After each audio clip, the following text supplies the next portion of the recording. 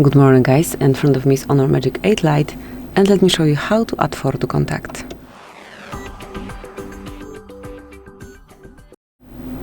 So at first you need to open your phone gallery, then go to contacts and pick the one that you want to personalize.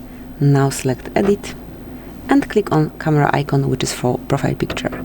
As you can see, you can either take a photo, it will open your camera and you will be able to grab a photo right now, or you can choose something from your gallery. Let me pick a photo, tap on confirmation mark. Now you can customize it however you like. Tap on confirmation mark and again. Let's just give it a couple of seconds to load. Let me check if it's truly added.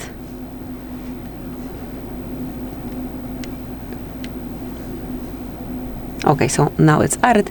Tap on confirmation mark and that's it. As you can see, photo is assigned to this contact. Thank you for watching. Please subscribe our channel and leave the thumbs up.